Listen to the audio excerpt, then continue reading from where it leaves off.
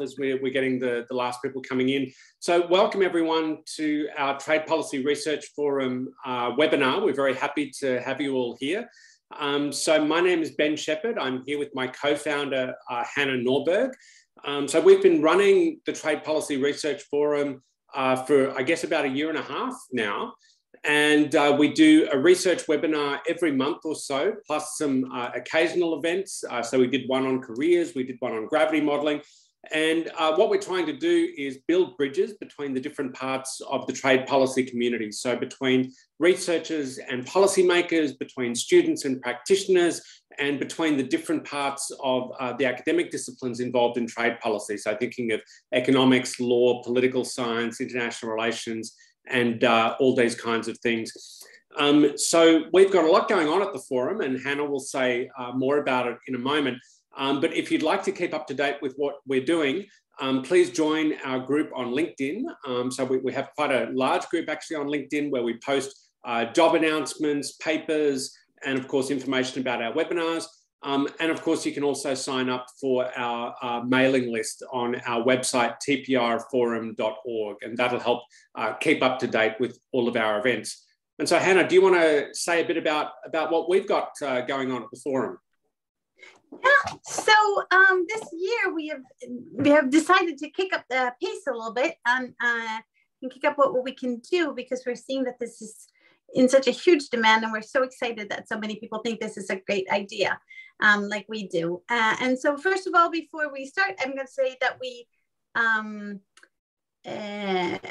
record this as we do with all the previous seminars, and they are available on the website. In case you want an encore, or if people have missed it, come on in. And then we wanted to sort of broaden our scope a little bit and bring in more experts, because Ben and I, we bring the speakers and we bring the forum, but you guys who are on here are very, very important, because the forum is not going to get better than the people who are on it. So we need your Q's and A's, or comments at least during the call. So we have set up a new advisory board, which we are very, very excited and proud of. And that's all available on the website, but it's Anders Arnlid, who is the General Director of the National Board of Trade. He always comes first because he has an A in his both first and last name. Barbara Kotwar from the Visa Institute, Bob Koopman at the WTO, Gloria Pasadilla, who is in Singapore, Mia Michik, who most of us know from UNESCAP, Leila Baghdadi, and Michael Ferrantino. So there's a lot of information about that on the website. Also, in case you know of topics or speakers that you would like to have on here, shoot us a message on LinkedIn or Twitter, and let us know, because we're always happy to get that. And so let's see, I think a lot of people have come in. We're 5 minutes past. So thank you so very much for joining us. Good morning, good evening, good afternoon, whatever. Good. Thank you for getting up in the middle of the night to join us wherever you're from.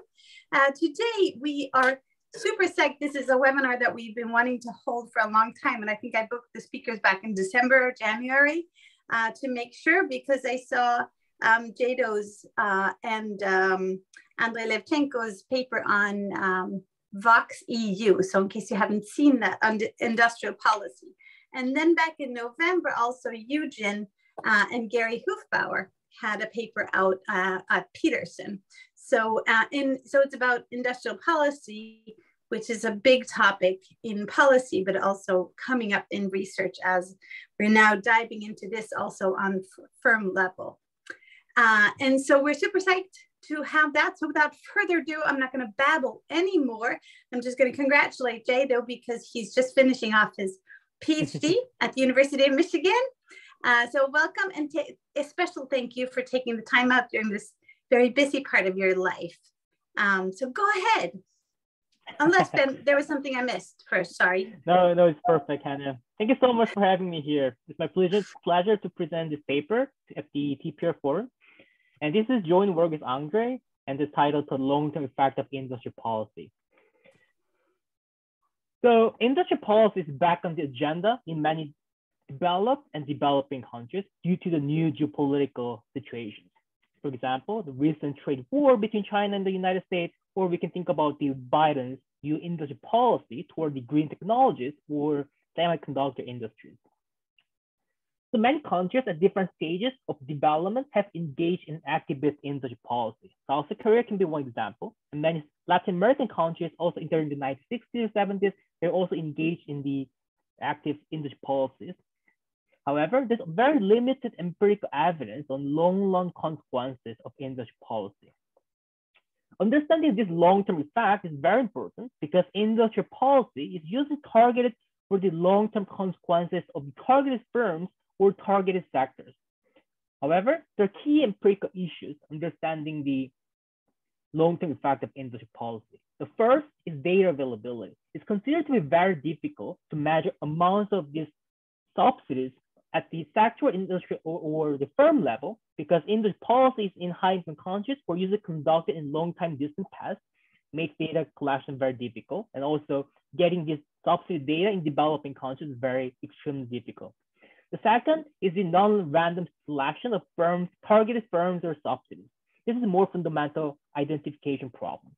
So usually the government targets particular firms, particular sectors, not randomly for some reasons, but from the econometrician's point of view, this is unobservable so that it can bias some empirical estimates for the true impact of industry policy. This paper addresses the following question. Can temporary subsidies have long-term effect on firm performance? We try to understand the long-term firm level effect of industry policy.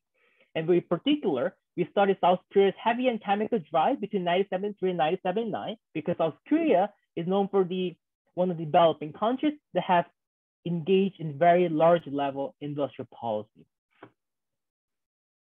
And we try to deal with these two problems, data availability and the non-random selection of firms or industries using some exogenous variations from the policy.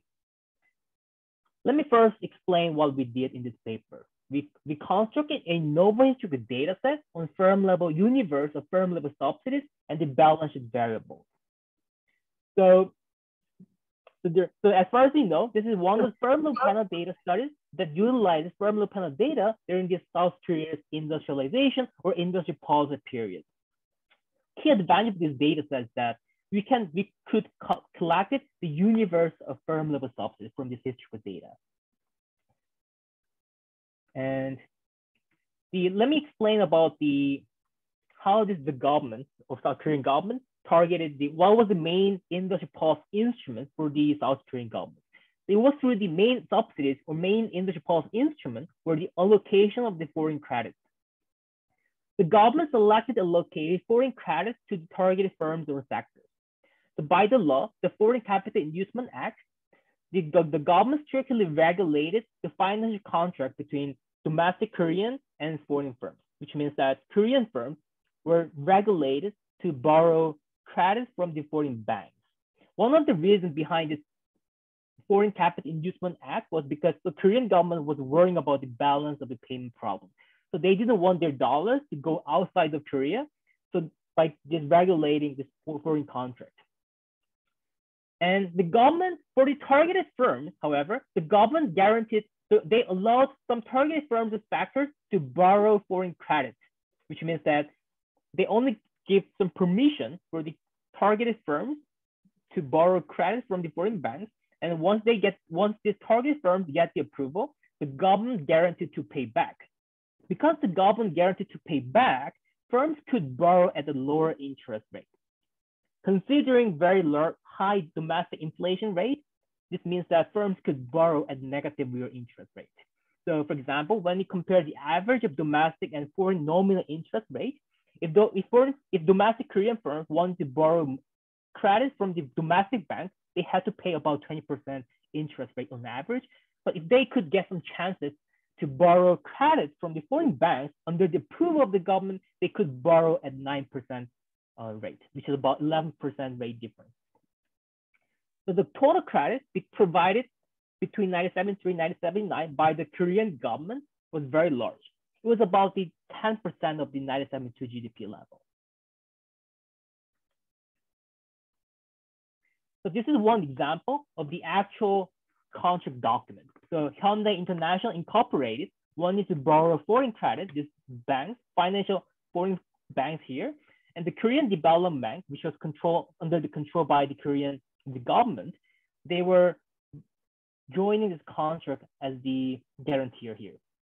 So this is the Korean firm, the government guarantor, and this is the foreign lenders. This is how the Korea industry policy was conducted in South Korea during this 1973 to 1979. So the final data set includes amounts of foreign credit, which we consider this as a subsidy, and the balance sheet variable, the stats, employment, fixed assets, sales. We also have some detailed information on firms' geographic information. This data set covers 1970 to 2019. So we are going to looking at how the subsidies that were given the period between 1973 to 1979 affected firms' performance in the late 2010. There are 9 manufacturing sectors. In terms of the coverage, the data set covers the universe of foreign credit allocation. And also balance sheet data is represented at the national level. The foreign credit, as I explained before, we digitized from the actual contract document, and the balance sheet variable, we're also digitized the firm's balance sheet variable between 1970 to 1982 from the annual report to Korean companies. And we also obtained the firm level balance sheet variable from the KISS value, which covers the sample period between 1980 to 2019. We merged these 2 data sets together. Let me explain some historical background and some identifying variations to constantly identify long-term effect of industrial policy.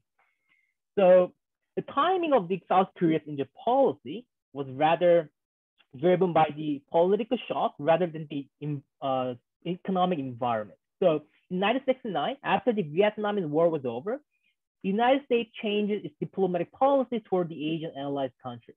So for example, in the Nixon Doctrine, they required the Asian allies to take more responsibility for its own self-defense, rather than relying on the US troops. The President Nixon at the time even planned for the complete withdrawal of the full US troops out of South Korea. However, at the same time, there was rising military tension between South Korea and North Korea.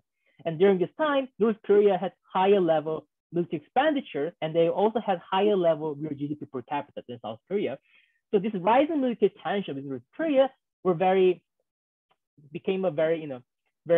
they had to deal with this rising military tension in South Korea. So at 1972, President Park initiated what is called Heavy and Chemical Industry Drive, HCI Drive. They targeted the heavy manufacturing sectors for the self-defense and modernization of army.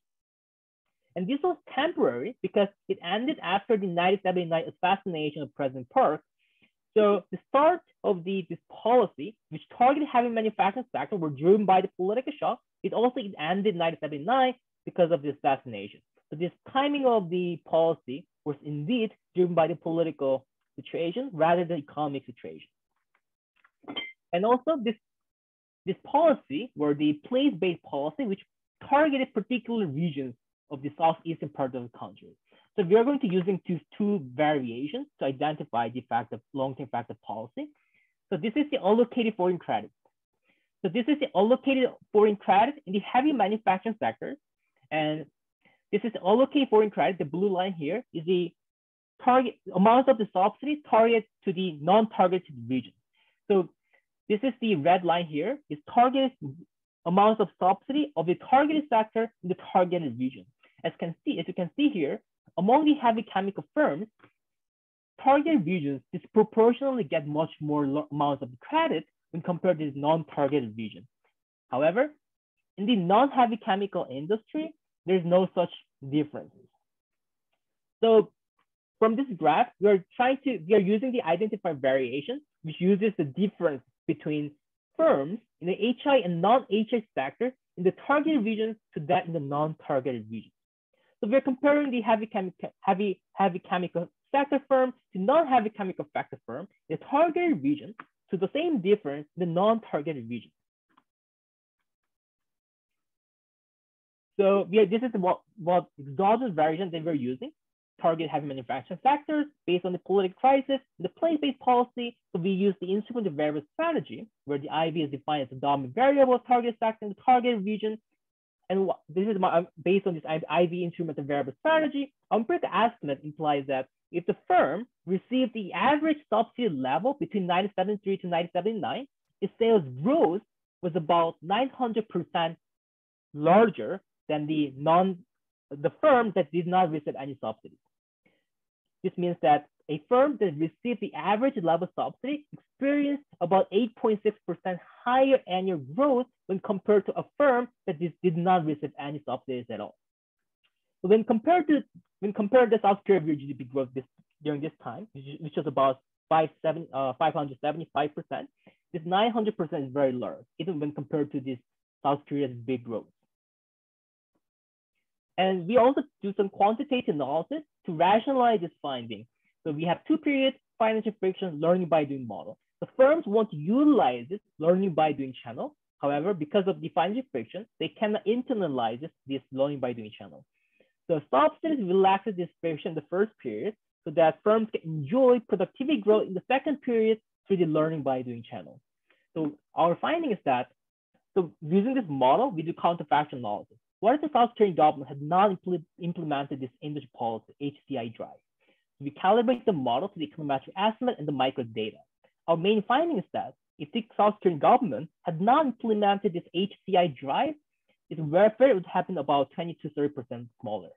And most of the welfare effects come from the long-term channel through the learning by doing channel. This shows that long-term consequences in industry policy in South Korea seems to be very important. So far, we have shown that in industry policy, the firm level subsidy had very large and persistent effects, even 30 years after they were received. Then the natural question is, how does firms use their subsidies for? So in my another paper with my another co-author, we show that subsidies for technology adoption play a very important role in South Korea. So let me give one example of Hyundai Motor. So Hyundai Motor received about $2.7 billion foreign credit from Barclays under the approval of the South Korean government. And before the industry policy in 1968, they were just a small car company which just resembled the existing model by Ford.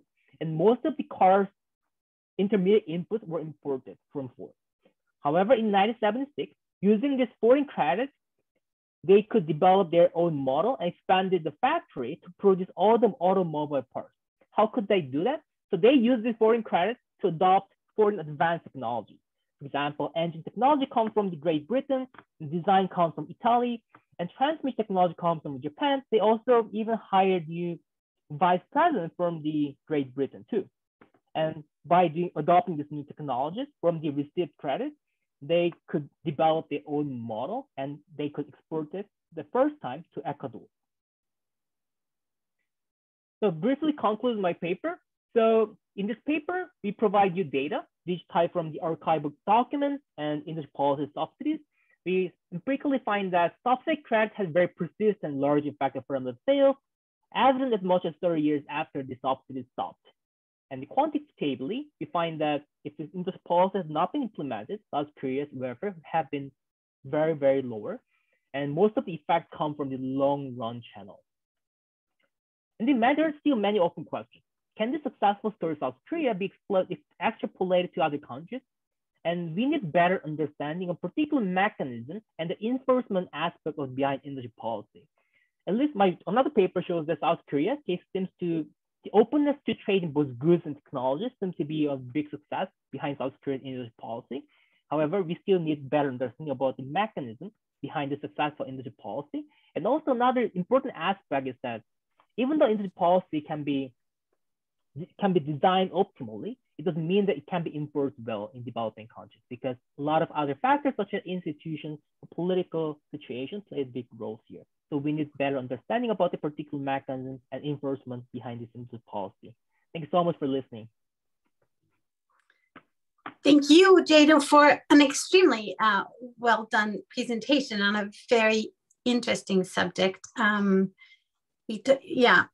I'm gonna, Korea is so interesting in this setting. And I'm gonna turn to Euijin, who wrote the paper with Gary Hufbauer on the American version of the industrial policies.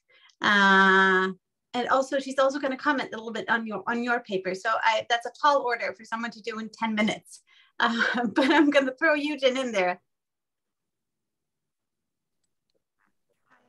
I apologize for breaking my. I can't hear you very well. It comes on and off. Can you hear me? A little bit, not. No, that's weird. That's weird. Hello, hello. Do you have headphones so you can speak into a microphone by chance? No, I'm trying to find that I was in the meeting. I don't know why this doesn't work. Is it really bad? It sounds like there's something on the microphone.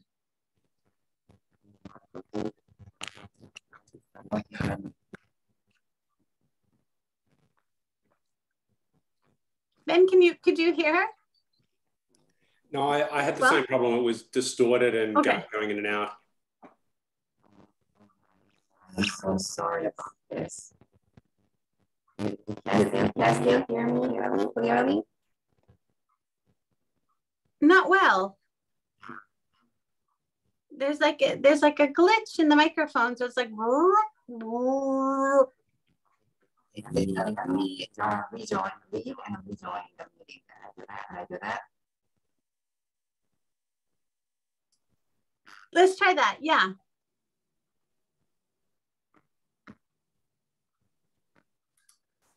So for the rest of you, please keep your questions. I was just going to say, maybe we can hit Jaedo with the first question while we're getting the technology sorted out. And I can see that you're in the process of typing a response there, but one of the things that came up in the Q&A was about targeting, and you know, it's a great paper. You know, I really like the paper a lot. And so, you know, you exploit this double variation both in sectors and in locations. And so I think the question is asking why there was that kind of double targeting, both of sectors and also the geography. So what was kind of driving that on a policy level? So I think there are two main considerations behind those two. So the main question was why heavy manufacturing sectors were targeted in those regions. The first was because of the economic vision. So because they were near the port area, the seaport area. So you know, they also targeted this heavy manufacturing sector to be exporting more. So they trying to target the southeastern area region of the South Korea. The second is the political factor. So those regions were the regions that supported for the president part, who was dictator at the time. Okay. So there was a political favor. So the first can be one factor which causes endogenous problem. Yeah. So we're trying to deal with the issue by checking the placebo, which means that we're running the pre-industrial policy period sales growth on the dummy variable of the target sector target firms. So if we expect to find some unobservable trend, we would expect to find some positive correlations between the pre-policy level sales growth to the dummy variable. Our instrument is variable, but we did not find such a pattern. So we interpret it as the empirical evidence that support our identifying assumption. Makes sense. I see that Euijin has joined us again. Let's try your audio, see if we've got more luck. Hello, do you hear me better? We do. Fantastic. Much better. Okay. Thank you so much for inviting me here, Ben and Hannah. And thank you, Jaedo, for a great presentation. Sorry about missing the half of presentation, but I read your paper, very enjoyed reading your paper. So let me share my screen, introduce my paper that I wrote with Gary Hufbauer at the Peterson Institute for International Economics. This paper mainly is about the US industrial policy. We score them between 1970 and 2020, and we assess them by setting 3 criteria and categorize them into 3 groups. So let me, okay. So we select 18 case studies in 3 broad categories. First, the trade measures that block the access to the US market or the open foreign markets by trade measures. And second group is in the federal or state subsidies targeted on specific firms. There are several episodes there. And last group is public or private R&D spending to advance the US technologies. So among 18 case studies was analyzed in this paper. And this US industrial policy in this paper is more confined to narrowly targeted and less widely accepted because the government intervention is that affected on specific firm and industries or R&D in pursuit of various objectives that they are pursuing. And many of them were loosely connected to economic growth. So that's why we set the 3 criteria to examine each episode of industrial policy. So did the industry become competitive in global market by using trade measures? And were jobs saved or created at reasonable cost to taxpayers or consumers? And third category criteria was technology advanced through government assistance as they expected, they hoped for. So based on these answers to these questions, we score them successful A and through the failed D. So, and this table shows the, each case in each group. So steel industry was receiving long-term trade protection in the US for a long time. So we, in the did they gain the global competitiveness by using industrial policy through the instrument of trade barriers?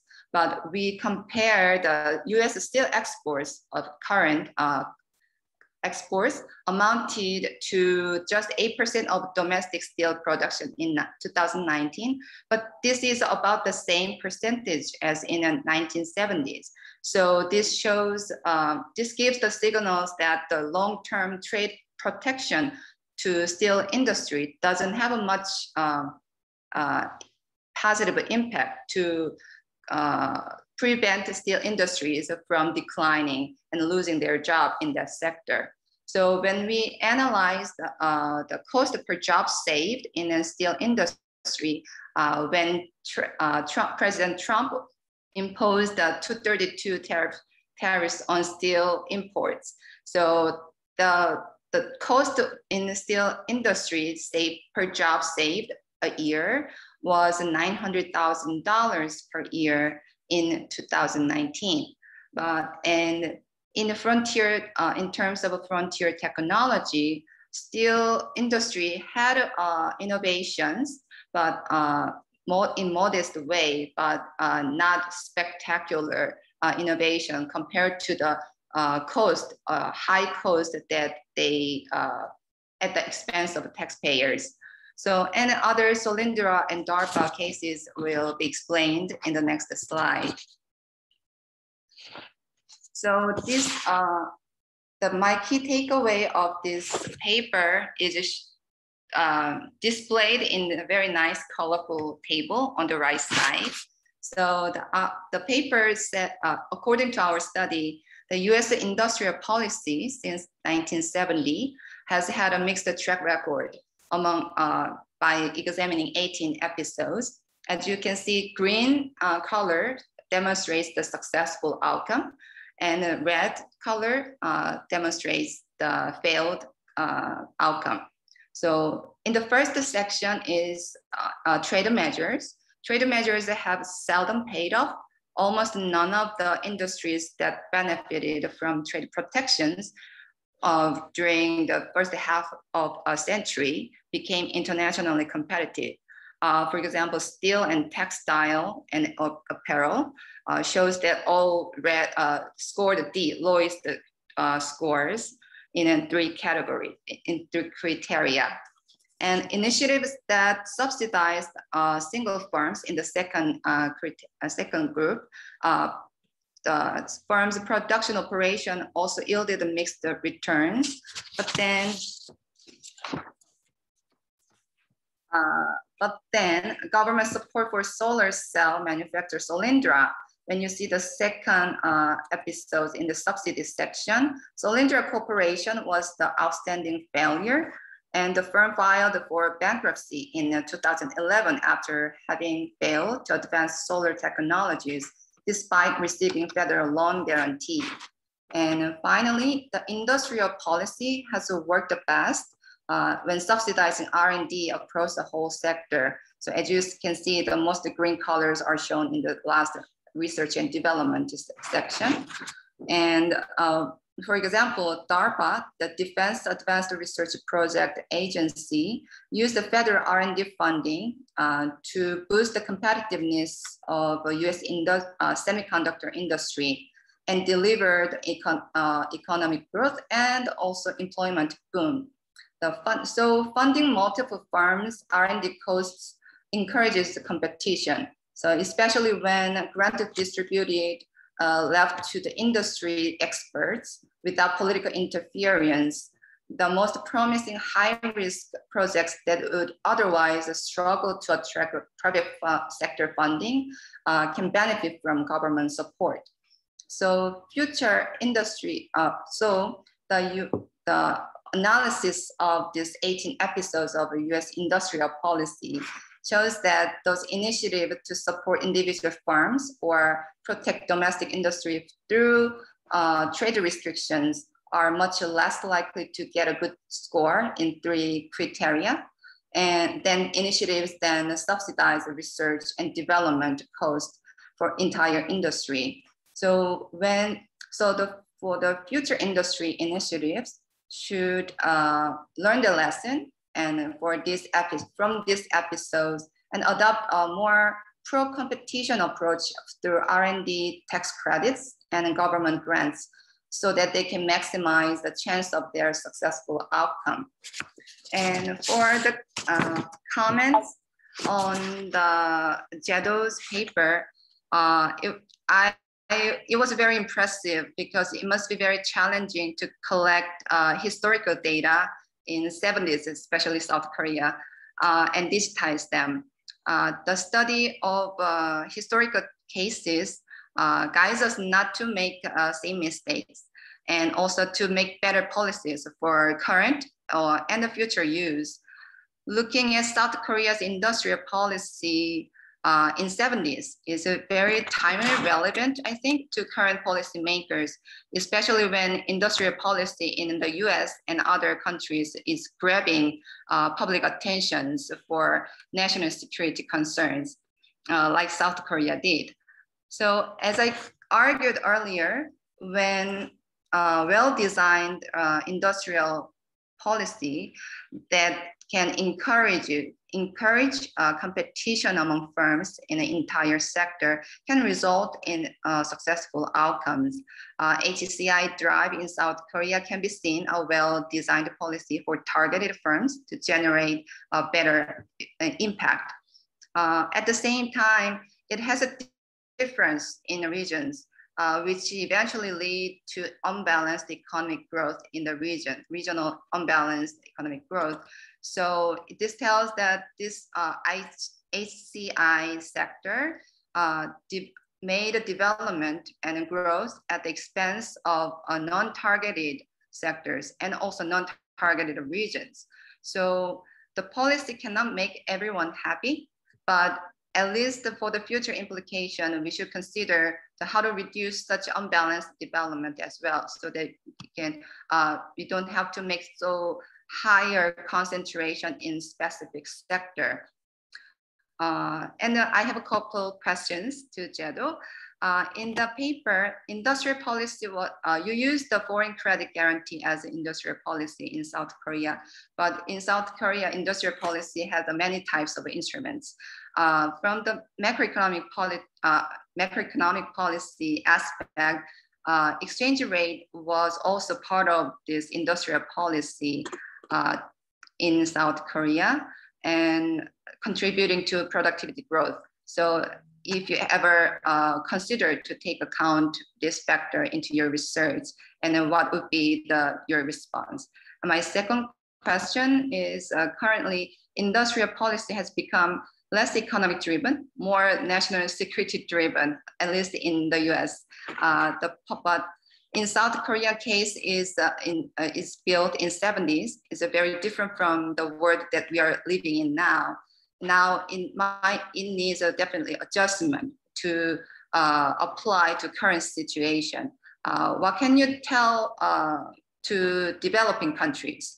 What's the policy implications for your finding for other developing countries that try to promote economic growth and get out of the poverty like South Korea did? And also, each country have a different setting, but what's your take on that? Thank you. Okay, thanks to both our presenters. And let me maybe throw over to Jaedo to respond to those couple of questions from the end of Euijin's presentation. Do you want to say a couple of words about that before we go into the other parts of Q&A? Yeah, so I'll be happy to answer some of the questions from the Euijin. And thanks, Euijin, so much for the very thoughtful comments. And I think they're really great points. And we have thought about those issues.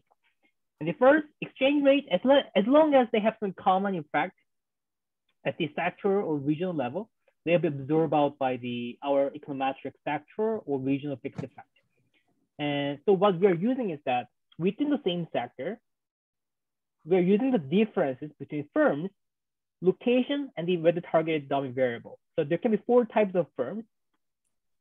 Same sector, heavy chemical sector in the non-target regions to the target regions, non-heavy chemical sector, target regions, non-target regions. As long as the exchange rate is a macroeconomic variable, for sure they play a very important role. As long as they affect those target firms at the same rate, they'll be absorbed out by our sector fixed effect. We try to deal with the issues. And the second question was the implication for the other developing country, which is much more tougher because, as I said, extrapolation of one successful case of South Korea to other countries can be very challenging because, as you suggested, a lot of things are very different across different countries. But I agree with Euijin that the pro-competitive side of the Indian policy is very important. So Mike, I think if I have to draw one policy implication from my work with Andre on my other work with my joint another co-author, being open to trading both goods and ideas are very important. So South Korea, we all know that South Korea is trying to promote its export, right? This is what is known as export promotion policy. Additionally, I also find that imports of new idea, new technology also play a very important role in South Korea. So I would say openness to trading goods, both goods and ideas, can improve firms in terms of the quality, but also by making it to compete in international markets, it can make firms to be more pro-competitive. So let me conclude with one example. The export proportion policy. So unlike other developing countries, Latin American countries, which also conduct a similar activist in the policy, Korean government evaluated firms' performance based on the exports, which means that they're ranked by the government based on their export status in the international market. And I think this was very important because if they're evaluated based on the domestic criteria, for example, it might be subject to the political connections or the other important rents, right? But because they were evaluated based on the international market, so which are less subject to the domestic corruptions or political institutions, I think they could rather evaluate firms more objectively. And I think that's another one aspect of South Korea's success story in terms of the policy enforcement, which is definitely related to your point about the emphasis on the pro-competitive side. That's great. I think you've raised some really important points there. And we'll come back to some of this in the Q&A, but I think that point about sort of export market discipline is really crucial. And then openness, we are the Trade Policy Research Forum. So, I'm going to take out also what you said about openness to flows of technology, ideas, goods, these sorts of things. And I think particularly in input markets and capital goods markets, we see some implications there. So let's just put that to one side. There are a couple of technical questions. So let me just put these to you. And I'm going to ask you, we're not going to ask you to respond with equations, but if you can just tell us intuitively sort of what you've done to deal with some of these issues. So, one is about heterogeneity. And I think you've mentioned part of the answer, which is that you use fixed effects in the econometrics.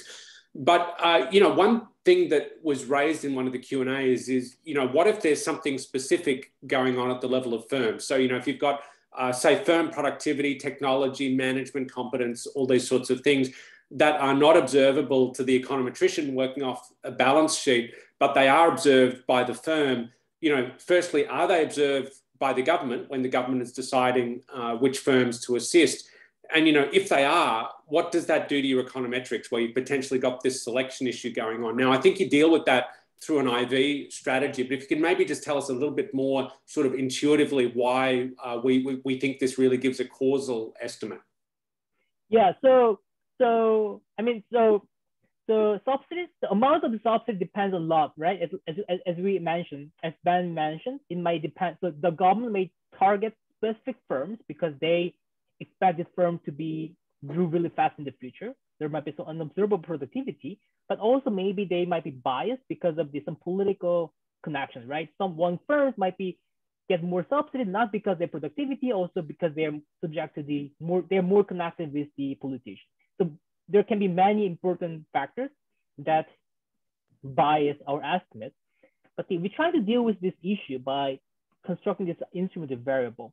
So as long as, what we do is that we are only looking at the firms that were already located in those regions. And we're assuming that this policy was unexpected to these firms. That's our identifying solution. So we also do some placebo effect. If the government targeted these firms, then we would expect to find some positive correlation between the firm's outcome variable before the industrial policy was implemented to the dominant variable, to our instrument variable. But we do not find such correlation, so we interpret that placebo effect as one empirical evidence that supports our identifying variation. Yeah, I think that's a really important point because, someone's asking the question in Q&A, if I want to go off and replicate this research in a different setting where you don't have, the same sort of political setup, and of course the politics of industrial policy is different in every country that you work on, how can I set it up so that I'm getting a causal estimate? But I think that gives us some really interesting elements. Now, I've got a question that I want to direct to both of you. I'll start with you, Jaedo, and then we can shift to Euijin. But, when we're researchers sitting here in 2022 and we want to look at the impacts of industrial policy, how do we choose the sectors that we look at? And how do we do that in a way that doesn't sort of overstate the result? And the reason that I'm asking this question is that, we can look at the chemicals industry in Korea now, or the car industry, and say, okay, we know in 2022 that these are globally competitive, successful industries. So then when we look back, isn't there a risk that we sort of say whatever policy was in place a long time ago had something to do with that? And I'm asking the question because, the approach in Euijin's paper is quite different. It goes through a number of different sectors. And so I guess what I would ask both of you is, how did you choose the sectors that you were looking at? And what do you think the choice of sectors implies about the type of results and the generalizability of your findings? So Jaedo, you first. Okay, so I think there's something called latent comparative advantage problem in the literature. So industrial policy can be successful only when one country has latent comparative advantage in one particular sector. However, this latent comparative advantage is not revered for some reason because of some potential friction or some other agglomeration effect. So the key factor behind the success is whether that country has a latent comparative advantage in that sector or not. For example, South Korea was kind of lucky in a sense that they targeted the right sector. For some reason, they targeted the right sector that they had comparative advantage in the future. If they didn't choose the right sector, industrial policy might be failed, and that's a lot of other developed countries have what experience so far. So this is very difficult because latent comparative advantage by definition is something unknown to the policymaker. And that's also one reason why a lot of economists were suspicious about this industrial policy. Then I think my one suggestion would be, now at this point in time in 21st century, we should not do industrial policy at the national scale level, because I think it's too risky. But I would rather suggest, I think maybe at one smaller region, maybe one smaller sector with more micro data sets.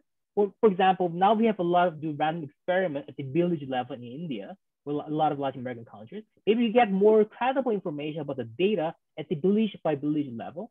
And then we can do some more small scale level industry policy at the much small scale so that we can see how it's going on. We should build more successful story and the empirical evidence from that starting point of there. But I would suggest industry policy national level might be very risky and maybe subject to more political connection problems. It may also depend a lot on the institution. Yeah, no, these are great points. And I think it highlights the difference, looking at industrial policy as a researcher ex post or a policymaker ex ante. And I think that's a crucial part of the problem. Euijin, do you want to come in on that and tell us about how you guys chose the sectors? Yes, the US industrial policy has been applied for such a long time. So it has so many cases. If we jump into the cases, that it's more than hundreds. So the reason we decided this paper to start was industrial policy was in the recent days was driven mainly by the political economic issues, particularly national security. So trade tariffs on steel and aluminum, and also the sudden R&D supporting bill legislation development in Congress for semiconductor industry. Those types of sentiments for the policy was the kind of motivation for us to develop this paper. But how do we select these sectors was each objective, the main objectives of each industrial policy is different. Mm-hmm. So we had to develop what's the objectives of all different policies, and so find out three big categories. So they wanted to develop this industry more competitive in global market, or they want to develop this particular industry to maintain a US leadership in emerging technology, or they want to develop this new firms in new technologies so that they can see that create jobs and more save jobs in specific firms or specific industry. So that's how we chose the industry, but the cases, industrial policy, not by sector, but we aim to follow the objectives and select the policy. I think that's also a great point. And let me open up again with a question for both of you. Something that came up in the Q&A is that when we think of industrial policy in other parts of the world, and I think, without sort of wanting to, say anything too strong, I mean, places like South Asia and Latin America kind of stand out as places that have done industrial policy in a way that we would call pretty protectionist. So it's really this kind of import substitution industrialization. Now, we heard from Jaedo that the objective, or at least the enforcement mechanism in the Korean case, was very different, and I think much more similar to what we've seen in the other rapidly industrializing economies in East and Southeast Asia, which is to say export market discipline. So, my question is, when we come to evaluate industrial policy ex post, what do we choose as the variable that we're interested in? Because I'm conscious, Jaedo, that you used sales. And, if we use sales in other contexts, we're pretty much always going to find that if we give a firm a subsidy, it's going to get bigger. But that doesn't necessarily mean that it's getting more productive, that it's meeting world market conditions, or this sort of thing. So, again, let me address the question to both of you, because I'm conscious, Euijin, that you used a wider range of outcome variables. But again, as researchers, how do we choose the outcome variables that we look at? And, what are the kind of benefits and costs of looking at different outcomes? Let me ask you first, Euijin, and then we'll go to Jaedo. So in the paper, we asked 3 questions, right? So was it competitive enough in the global market, and were jobs saved or created at the reasonable cost at the expense to taxpayers? And was the technology advanced enough with government assistance? those questions was answered by each variables. We chose to the competitiveness, we chose the export growth in each sector that industry policy was applied. And we also, whether it was the government assistance was continued or stopped. So that was the result that result in the scoring the impact of industrial policy. And to the second question was we arithmetically calculated the cost per job year to the taxpayers. So that's why the objective of this industrial policy, some of them were to save jobs in, for example, in steel industry and textile and apparel. So then we calculated the cost, how much this tariff trade protection, how much did it cost to taxpayers? So in case of a steel industry, $900,000 per year in job was costly to taxpayers. It's a huge, but it's not saving as much as, it's not helping the industry as much as it expected and the cost. So that's the second variable. And the third one was kind of tricky because advancement of technology is hard to measure. So we kind of based on a contemporary literature, what's the key technologies was captured in our analysis and in the current narrative and research. So that's how we evaluate the score. That makes a lot of sense, you know, for that kind of multifaceted approach. Jaedo, let me flip to you. Do you want to come in on that? Well, yeah, so I think I agree with Euijin that, I mean, there can be, I mean, sales might be a little bit tricky because especially if you give a subsidy to firms, the firms can produce at lower cost and they will have higher sales. So I would rather suggest export should be the criteria for the evaluation because export is subject to the international market, which is much more competitive. So maybe that can be more credible, the measurement of the successfulness of the energy policy, less subject to the domestic factors such as political connections or institutions. And maybe I think if we can come up with some maybe sector by sector specific measurement for the technology advancement, I think that would be also a very good way to measure successfulness. Because South Korea, as I showed my figure, the government is trying to make firms adopt better technologies from the foreign advanced sources. And the government officers at the time were also very technical, like expertise on particular sectors. So they could evaluate whether the technology is the frontier or not. But you know, this is very difficult. So, but if it can done well, I think it can be good measurement for the successfulness of the energy policy. Makes sense to me. Hannah, do you want to come in with a question as well?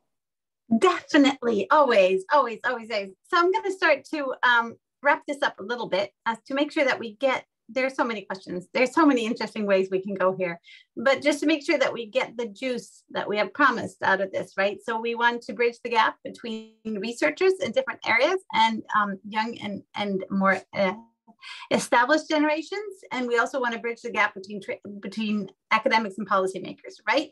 So I would like to ask them both question. First of all, for researchers who are coming behind you, what is the most important thing that they need to know from your research? Usually this falls in the category of everyone thinks this area is about blah, but it's really about something completely different. And the second question is, what is the most important policy takeaway from this? 20-second, you run into someone, there's an elevator pitch, you know. I love when Maurizio Sanadi, we had him on for anti-dumping, and he kept saying, the devil is in the detail. So as soon as somebody says anti-dumping, I keep hearing his voice in my head, the devil is in the detail. So that's the question I would like to ask both. And semiconductors, for example, I see that they were twice on Euijin's list. And if there are any particular lessons that can be used for policymakers, because that's where a lot of discussions are held now. Hannah, maybe I missed your first point. So the second question was the all takeaway from my research, and the third, like 20 seconds. And the third question was about the implication for the semiconductor policy in the United States right now, right? And And Yeah. what was the first? What was the first one? If you wanted to, you could tie that to the second. But the first one is for those who are listening, who are up and coming researchers like you, and who want to have this on the job market for their country or for something else coming up in a few years. What's your main takeaway? Where should they start? I see. Yeah, I mean, I think I think I can emphasize earlier. So if I have to take the policy perspective from South Korea, I think being open to trading goods and ideas is very important. Trying to import new ideas. This is called the economic backwardness. So benefit from the economic backwardness.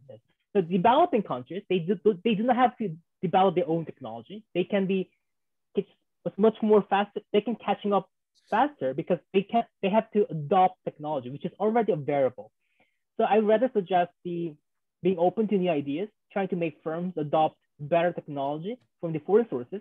This also might have some spillover effect because the idea can be transferred to other people too, which is about my job market paper. So, and also trying to make firms export to foreign markets is also very important because it makes firms more competitive and can make better judgment whether the firms that receive subsidies is performed good or not. And in terms of the semiconductor industry, I think the objective of the US industry policy is a little bit different from those of the developing countries. Developing countries, the goal of their industry policy is usually trying to promote particular sectors and trying to make their economy grow faster. However, the goal of the United States policy is rather the sustaining their jobs or stabilizing global value chain, which is very difficult and different objective from those of the developing countries. But if I have to say something about the US industry policy on the supply chain resilience, which is the focus of the recent semiconductor industry policy, I'd rather suggest it's very important to identify the frictions behind this disruption of the global supply chain. So what made this global supply chain break down? And what were the source behind this frictions? I think this is very important, but still open question. So I think we need some more data and the quantitative framework to study those issues, which should be my future focus. Thanks. Perfect answer. Thank you so much. Euijin, I'm going to throw this just a little different loop for you because I know that you work on trade and climate change. And so for the developing countries, is there any particular takeaway on industrial policy and technologies related to that? Yes. Wow. I wasn't prepared for this question. Sorry, I always do that. You can start with the others and maybe we're run out of time. Okay, I'll be quick. I think, as Jaedo said, technological advancement in developing countries, how they accept and those technological technologies, in particularly renewable energy. So most of the developing countries, at least the low-income countries, are far behind of observing those technologies.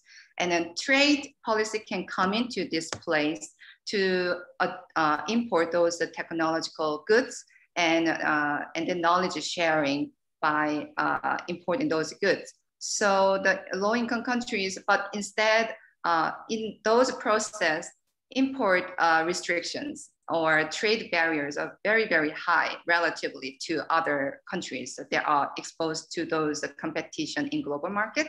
So I think those industrial policies should gear to more open market policy for importing new technological goods if they are very, very committed to achieve their commitment to climate change plan as they reported to UNSCC. So that's what I can say. And also suggestion to future scholars and policymakers. I think when I was in school, so all the quantitative, qualitative analysis was so important. That's the most important thing ever in my life because we need to get the result correctly, and we need to variable with reduce the bias as much as possible in the analysis. But when I entered the policy world, they need to be related to each other. The findings, quantitative findings, and also how to be practiced in the real world. So policymakers are keen to what's the impact of this policy. So if these findings are, okay, this particular policy is effective to generate increase the welfare effect, but then how do we, what's the implication for the policymakers? How do we set a policy agenda in the practical way? So that's, I think, the key essence to keep in mind when going into the career, developing your future career. That is an excellent answer, isn't it, Ben? And a perfect spot to close it off on, because it's excellent marketing for the TPR Forum. It's exactly what we do, no? Exactly. Yeah, no, I think this has been a really great session. So we've gotten across a ton of different issues, and I think there are some really nice takeaways there. So, you know, thanks very much to both Jaedo and Euijin for really fantastic presentations. I think we had a really nice Q&A. So thanks also to everyone who tuned in and shared your questions and comments with us.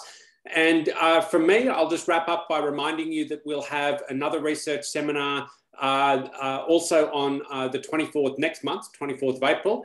And we'll be welcoming Dennis Novi, who's one of the leading trade researchers in the UK. And he'll be talking about trade costs and trade flows, looking in particular at issues of heterogeneity across countries in some of the typical models that we use. So if you're interested in some of the quantitative analysis that we do on international trade, please do have a think about joining us for that.